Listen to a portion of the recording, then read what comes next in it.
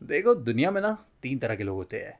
एक वो जिन्हें सिंपल मैगी पसंद है, दूसरे वो जिन्हें मैगी के साथ एक्सपेरिमेंट करना बहुत पसंद है, और नंबर तीन जिन्हें मैगी नहीं पसंद।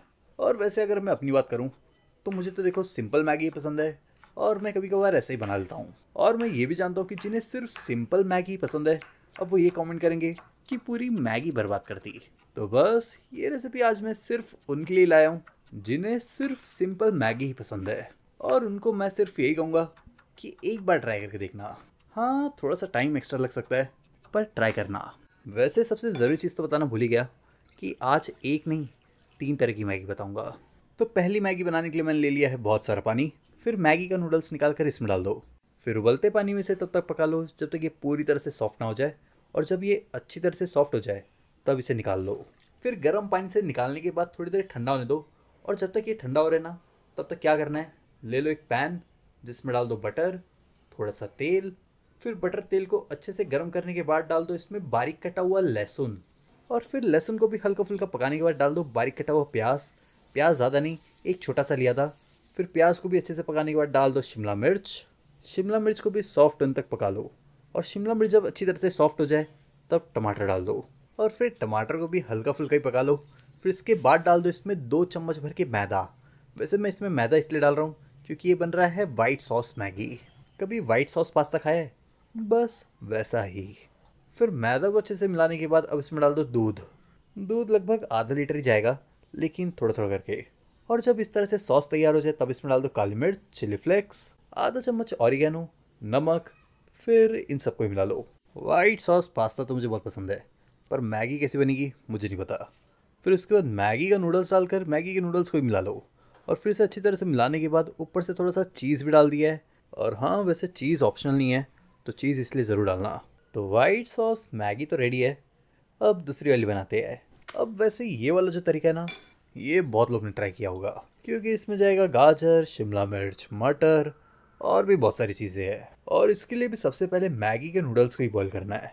फिर मैगी के नूडल्स को बॉईल करने के बाद अब इसे ठंडा होने दो, और जब तक ये ठंडा हो रहा है तब तक ले लो पैन जिसमें डाल दो बटर, थोड़ा सा तेल। बटर तेल को गर्म करने के बाद डाल दो बारीक कटा हुआ प्याज। अब देखो, अगर प्याज को बारीक काटने में दिक्कत आती है ना, तो मैं आप लोग को एक चॉपर का लिंक दे दूंगा नीचे, आप जाके उसे ऑर्डर कर सकते हो। और अब प्याज हरी मिर्च के बाद इसमें डाल दो बीन्स। बीन्स को भी हल्का फुल्का ही पका लो, और बीन्स के बाद गाजर भी डाल दो। मतलब देख लो, जो जो सब्ज़ी मिक्स वेज में जाती है ना, बस वही वही सब्ज़ी डाल दे रहा हूँ। तो इसे मिक्स वेज मैगी भी कह सकते हो। पर जो भी तीन मैगी आज मैं बना रहा हूँ, सबसे आसान मैगी इसके बाद वाला है, मतलब तीसरा और आखिर वाला।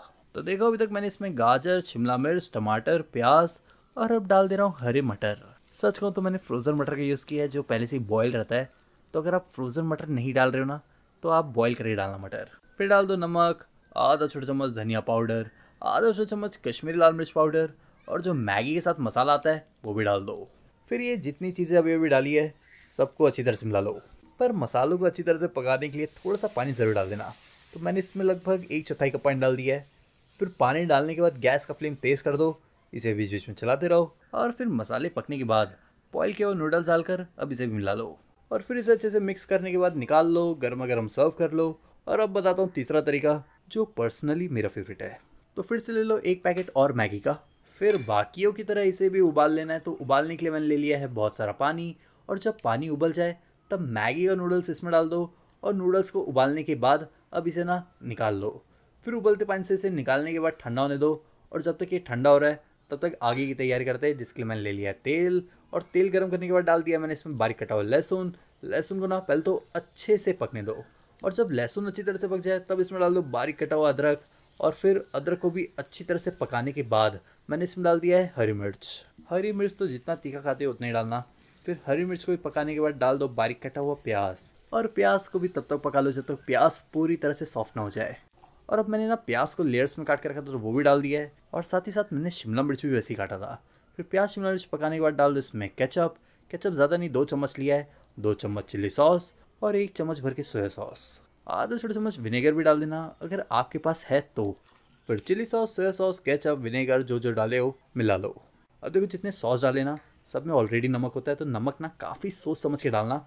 तो इसलिए मैंने नमक बहुत ही थोड़ा सा डाला है। फिर नमक को भी मिक्स कर लो, और इसमें डाल दो मैगी का नूडल्स। फिर ये जो सॉस तैयार किया है इसमें मैगी को अच्छी तरह से मिलाने मिलाने के बाद कुछ नहीं, अब गैस को बंद करो और इसे ना गर्मा गर्म सर्व कर लो। अब आपको इन तीनों में से कौन सी मैगी पसंद आई?